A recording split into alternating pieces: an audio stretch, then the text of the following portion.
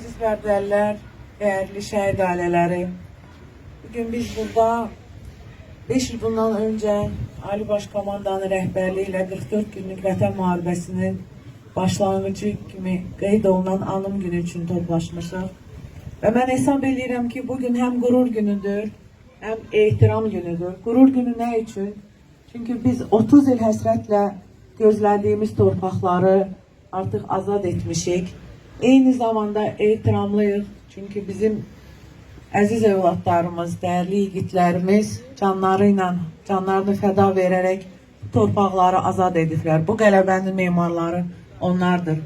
Əlbəttə ki, bugünkü gün biz qalib xalqın qalib nümayəndələriyik və bundan sonra bizim Ali Başkomandanımızın, Respublikamızın rəhbərliyi cənab İlham Əliyevin dediği kimi çok görüləcək işlerimiz var. Böyük qayıdış həyata keçir. Mən əminəm ki, burada yatan bütün oğullarımızın ruhu şaddır.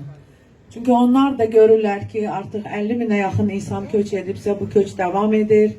Bizim arzularımız həyata keçir. Bizim namusumuz təmizlənib, qürurumuz təmizlənib. Biz bir xalq olaraq, yumruq olaraq Cənab Prezidentin arxasındayıq. Onun bütün qərarlarına hər zaman dəstək veririk.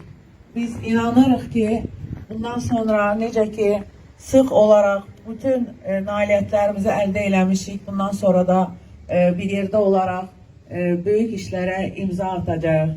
Mən bütün şəhid ailələrinə baş sağlığı diləyirəm. Allah bütün şəhidlərimizə rəhmət eləsin. Qazilərimizə can sağlığı Allahdan diləyirəm.